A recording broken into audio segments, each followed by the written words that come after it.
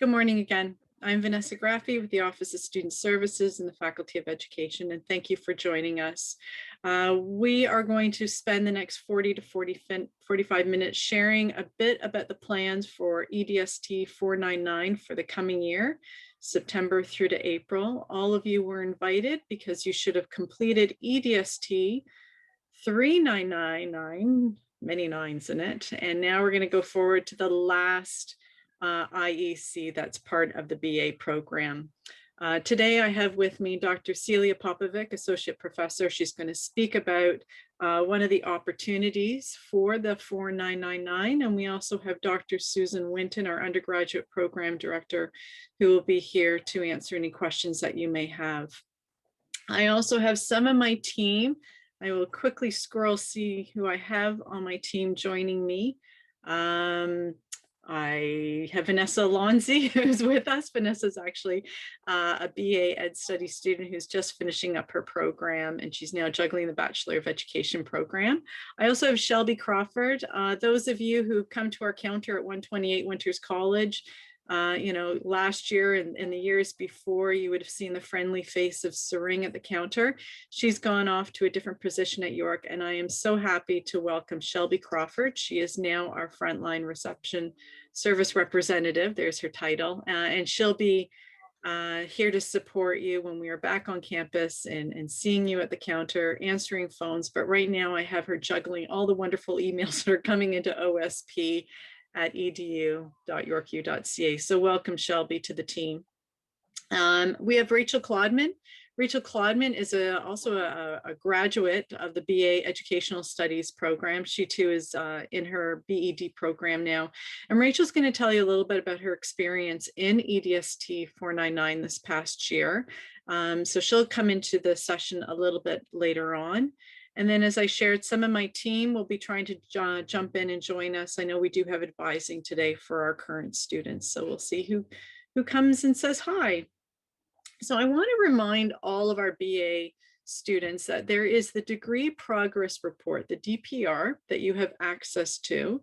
I do put it in the newsletter. I will be reaching out to everyone with the slides, so you'll have access to it. But the Degree Progress Report is pretty dear to you. It will identify how you're doing in your program, if you're meeting all the course requirements. So it will show you those 42 credits of your BA EDST that you will have completed by next spring.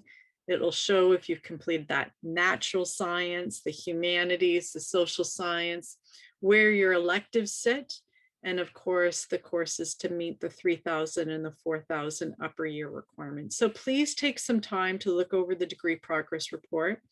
One thing to note about it, if you are doing a minor in another program, so you're a major with us in the BA Educational Studies, but you may have a minor somewhere else, the Degree Progress Report, unfortunately, will not appear for you. So that's where you're going to need to reach out and speak with Mark, Jane, or Teresa. That's booking an advising appointment with us, and they'll make sure that they go over the list and start doing all the checking that done, and make sure that this coming year is going to be a good year, and you don't even have to worry about meeting the requirements. Just have fun, do well, and be eligible to graduate next spring. So as I shared in the start, we are going to talk about EDST 4999. This is your last experiential education component of your BA program. All of you should have completed 3999 already, either this past year or the year before, depending on what you've been juggling in your studies. And this is a required course. I mean, the beauty of this program is you're getting 2 years, 2 experiences in an organization or a community, or as Cecilia will be talking about, maybe some sort of group work project with other students at York University through the C4 experience. So with that, I'm going to move my next slide and introduce again Celia Popovic, our Associate Professor at the York University, who's going to share some of the plans for the coming year. Thank you, Celia. Thank you, Vanessa, and hi, everybody.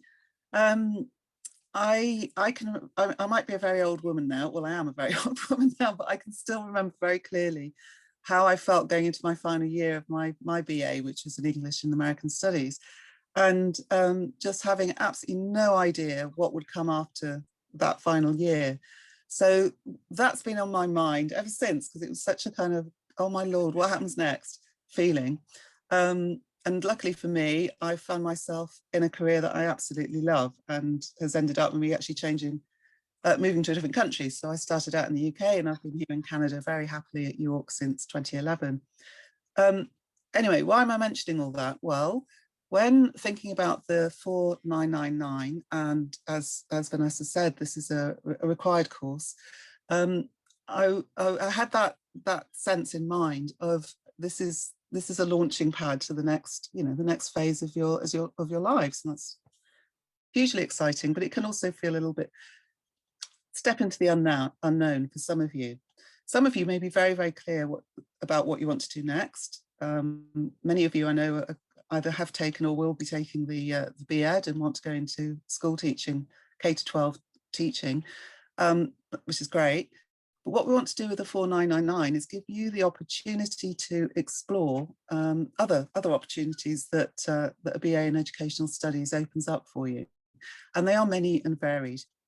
So what will happen in this course is, well, actually you have a choice. You can take the 4999 that I'm now going to describe, or you can take a different capstone, the C4, which I'll mention a little bit when I get to the end. And Rachel, one of your fellow students, will talk to you about her experience in C4 this year. So back to 4999 that I'll be teaching next, starting in the fall. All the students that take this course will be working on a website that will be open to the public and aimed at high school students, probably grades 11 and 12.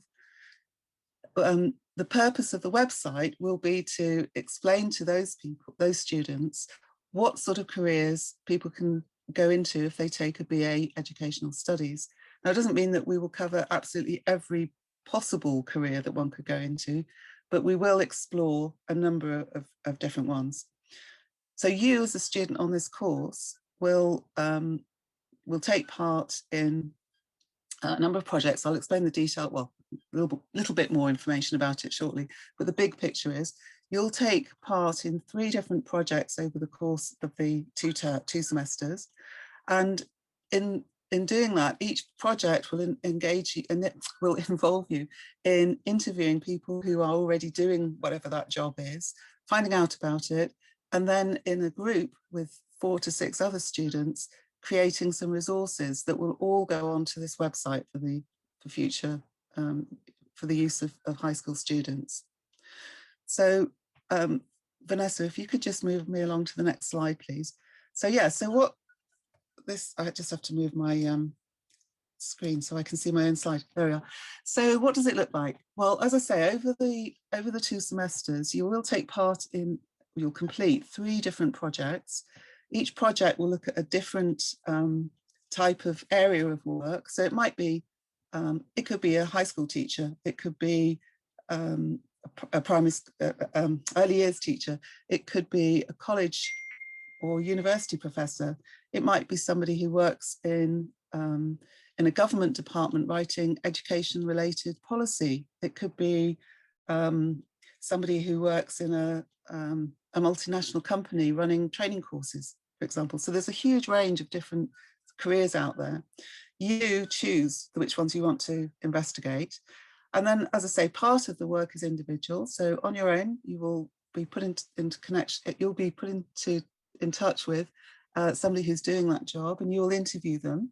And then you will, you'll have the opportunity, we're negotiating this at the moment, and it will be a bit dependent on what the COVID situation is, but we hope to give you the opportunity to be able to shadow that person for a period of time, so you can get a feel for what their job is. I mean, that might involve doing it virtually, as I say, but the point is that you really get a sense of what this job involves. And then you'll go back to your groups, and each of the other people in your group will have been interviewing a different person in the same field.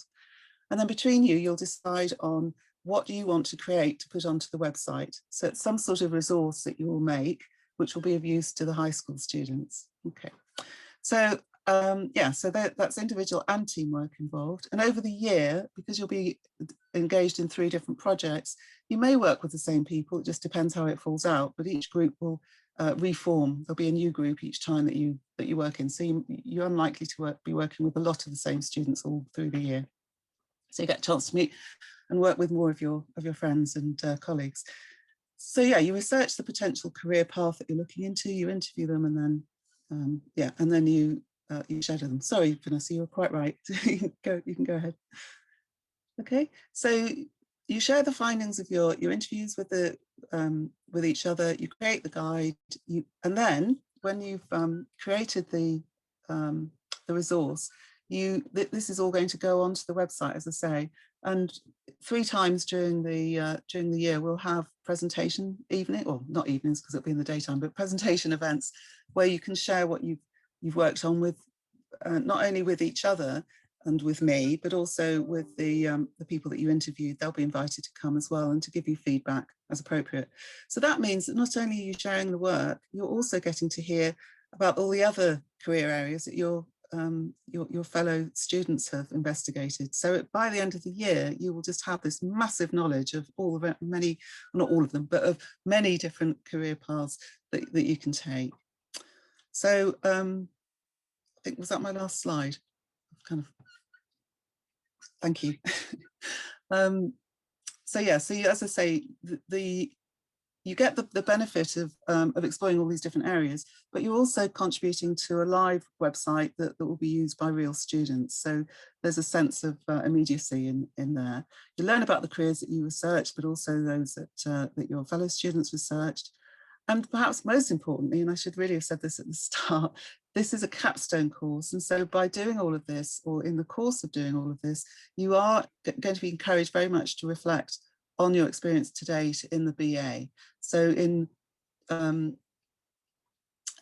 throughout, you will be creating, there's a requirement that you produce a reflection each week that goes into your own journal. And that builds in turn on the report that you wrote for 3999. So we're making the connection between what you did in the previous course, but also all the other courses that you've taken throughout your time on the BA. So we'll be very much encouraging you to bring that into thinking about how you want to approach these projects. So that's 4999. The difference between that and C4, which is the classroom, oh goodness, what's it stand for again? Anyway, it's 4 Cs, and it's also a capstone course, but C4 gives students the opportunity to work with students from other programs across York. It's a classroom-based capstone, and I know I've forgotten one of the Cs, sorry. And as Rachel will explain, drawing on her own experience in the project that she worked on with a group of other students. The main difference, I suppose, or several differences. One is that the 4999 is specifically for educational studies students. C4 gives the opportunity for everybody, well, many people across York to work together in small teams. And the C4 is very much about the journey and looking at a scenario and then coming up with a potential solution. And it's all very much within the control of the team of students to determine what exactly they're going to produce. And a lot of emphasis on the teamwork side and the process. And perhaps with the 4999, although you have that as well, you also have this focus on looking at an aspect that is tailored to BA educational studies, and hopefully of practical use both to you and to the high school students that will be looking at the website. So I hope that's given you a feeling for, or an idea of what the course will involve. There are the course will be held online, certainly it will be held online. There are 10 points over the 2 semesters when you'll have what are called synchronous sessions. So when you all come together online, 10 of those spread over the 24 weeks. In between though, we expect you to be meeting up with your teammates regularly, at least 3 hours a week. And I would think likely more than that, but it will be up to you to decide. And depending on the advice from the health people and what everybody in your team feels comfortable with, you could choose for that team to meet in person. So you decide how you do that, whether you're going to meet virtually through Zoom or whatever platform you want to use, or in person. But the synchronous sessions that are fixed, so 10 sessions, as I say, over the 24 weeks, they will be held virtually, otherwise online. Okay. After Rachel's spoken, I think we'll have a chance for questions. So I look forward to that. Thank you. That's great. Thank you, Celia, very much. Yes, Rachel, good morning. Would you like to share your experience this past year with C4? And there's a lot of C's. It stands for Cross Campus Capstone Classroom. Wow. Okay. Sure. Thank you. Yeah, definitely. So, yeah, my name is Rachel. I just finished my 4th year in educational studies, and I just finished the C4 class. The C4 class is a interdisciplinary capstone project so you have the opportunity to work in teams with students from different faculties.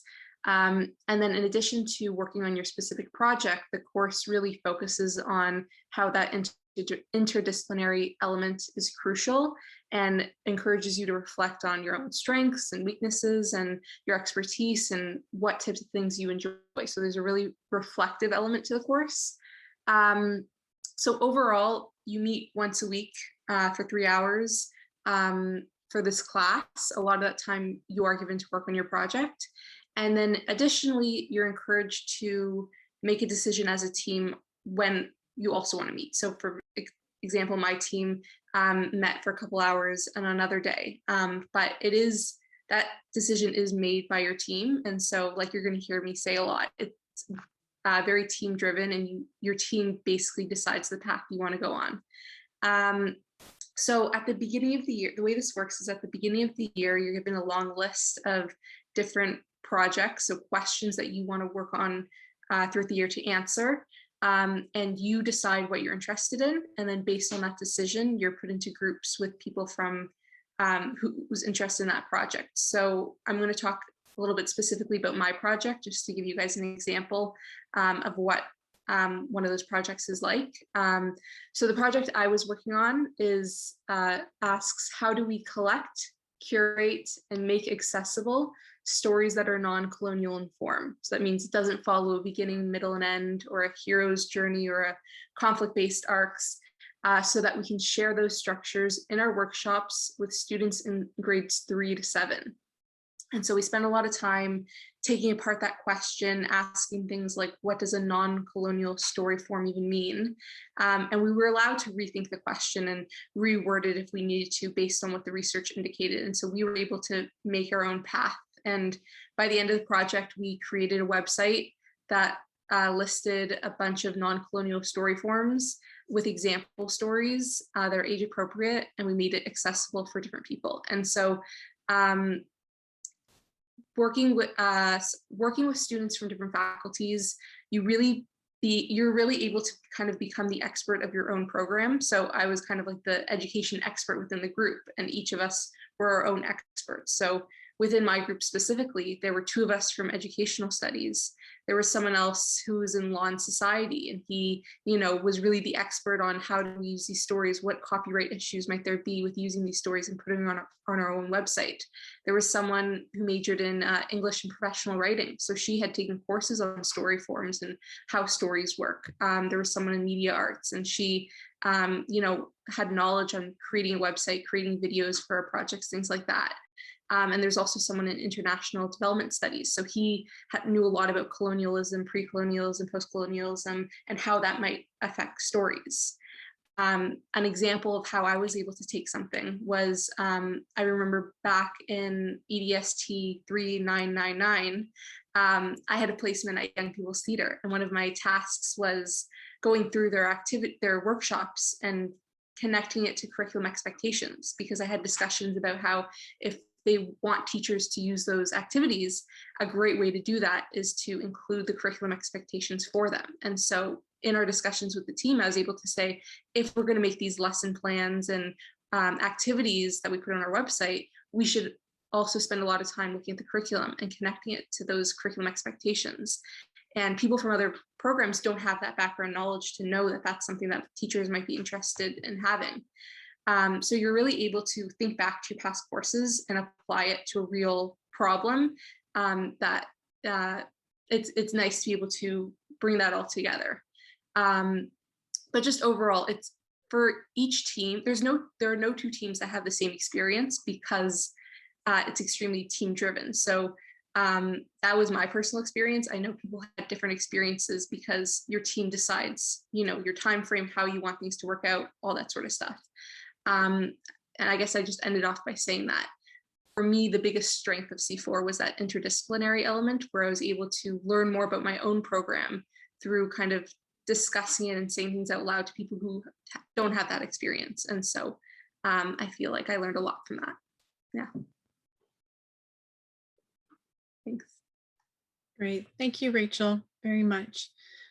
So this now gives us the opportunity to, if you'd like to raise your hand, if you have questions for Celia or Rachel, or me, or for Sue Winton about the experience or the plans for this coming September. Aisha, I see you're taking yourself off mute. Good morning. Yeah, good morning. I do have a quick question. Depending on which, if you did either the C4 option, would they still be considered a pass or fail course? Good question. So yes, the 4999, be it C4 or through the other experience, which they're just calling 4999, it is a pass or fail grade. Yeah, if I can just say, so for 4999, there's just certain things that you're required to do all the way through. So, and yeah, it is a pass fail, but it's more, complete each of these tasks, and so you will know as you're going through how you're progressing. You don't have to wait to the end to find out that it was a pass or a fail. It'll be clear to you. Okay, thank you. I had another question as well, Yes. if that's okay. Go ahead. Yeah. Okay, perfect. I do have access to my degree progress report. Mhm. I still wanted to go in and speak to or make an appointment actually with a booking advisor, just to see if I'm applying for the right courses and I'm doing the right steps in order to graduate on time. Would that be still okay? Even if Oh, I still have access to my degree progress my report? gosh. Yeah, no, the degree progress report is Okay. not like, if you have this, you can't meet with us. No, please. Oh, Yeah.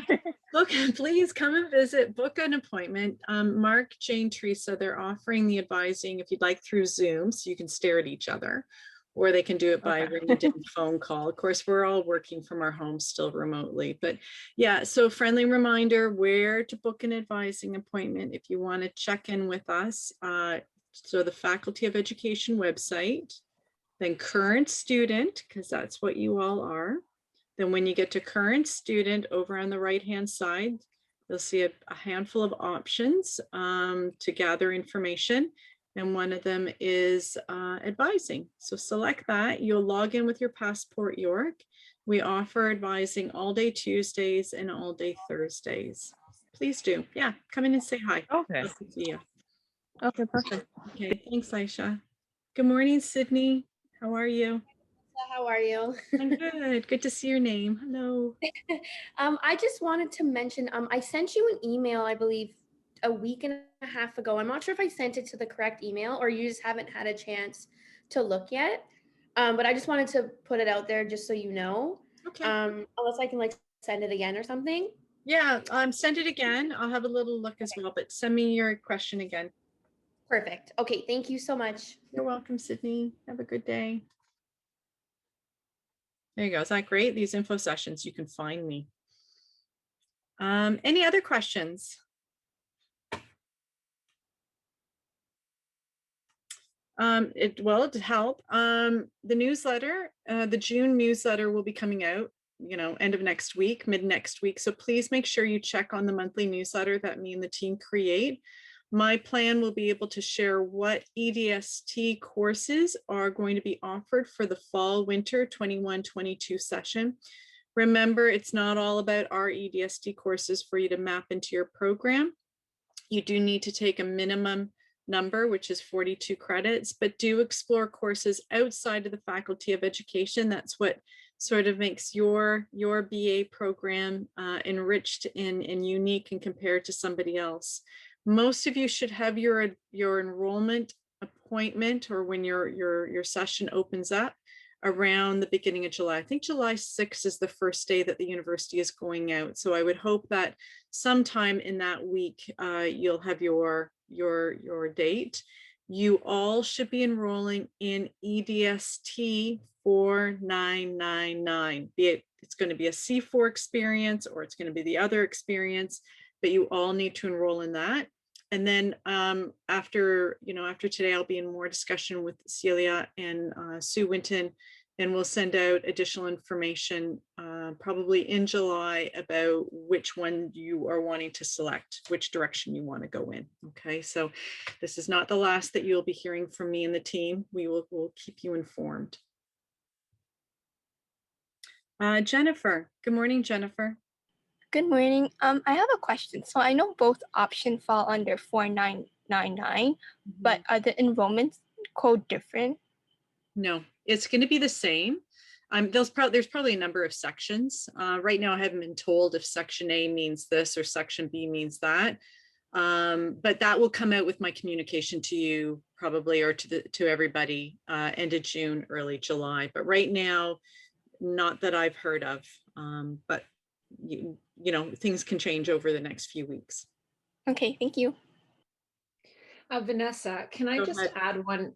Sorry, this is Sue Winton Hi, speaking. Sue. Good morning. Hello. Hi, everybody. I just wanted to let people know, similar to the option with that Celia Popovic, Professor Popovic is offering, that the C4, any required meetings by the team will take place any required meetings by the course directors, the facilitators of the C4 will be fully online. And similar to the other option, that people who form the team, the students in the teams themselves will decide how they're going to meet separate from those required course meetings. So I just wanted to maybe answer a question that some people might be wondering about, that was raised at the last meeting that I've since been able to confirm. So thanks. Good. Thank you, Sue. I see, Sydney, your hand is still up. I'm not sure if you have another question for us. Oh, sorry. I must have just not taken it off. Yeah, Sorry. no, hey, I'm guilty of that too. Yeah, any other questions? Brianna. Hi, Brianna, how are you? Good, yourself? Good morning, everyone. Good morning. I just had a quick question.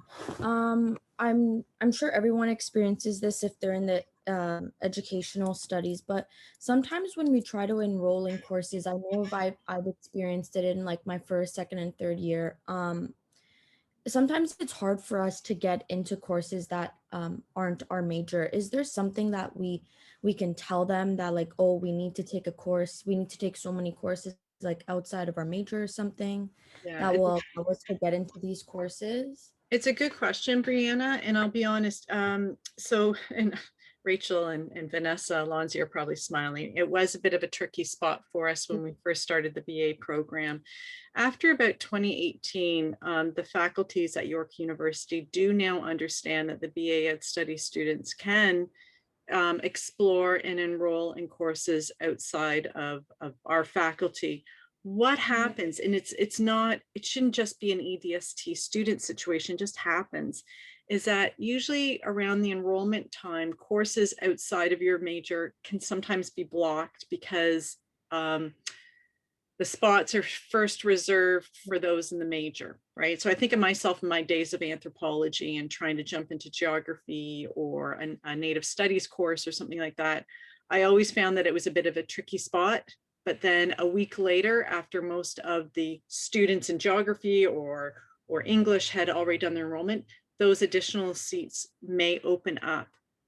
Now, another thing that is happening, you know what, I'm going to do this. I'm going to put it in the newsletter for you.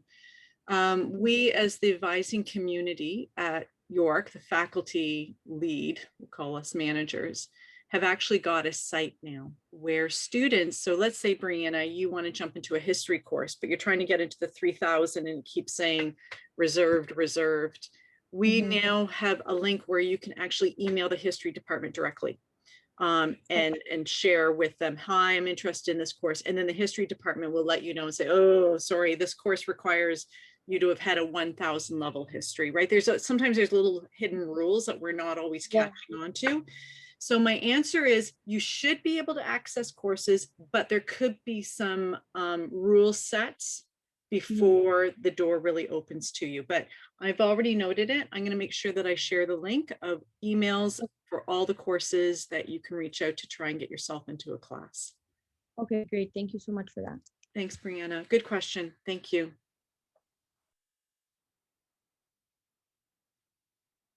Any other questions?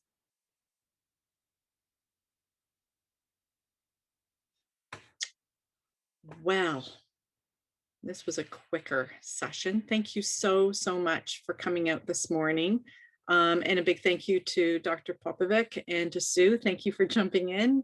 And a hello to Rachel. I'm going to put Rachel on the spot, but for you BA students, Rachel will be our president this year for the Faculty of Education Student Association. So thank you, Rachel, for taking this this lovely journey and taking on the role as the president. I know that she and her team may be in touch with you as a BA student because they're always looking for members to represent the Faculty of Educational Studies community of students in FISA. And keep an eye on the Facebook. That's the best way that Rachel and her team can keep you informed about things that are happening or going to be planned. Well, thank you. Have a beautiful day. And as I shared before I started, my goal is I will send this taping out to all of you tomorrow. Have a good day.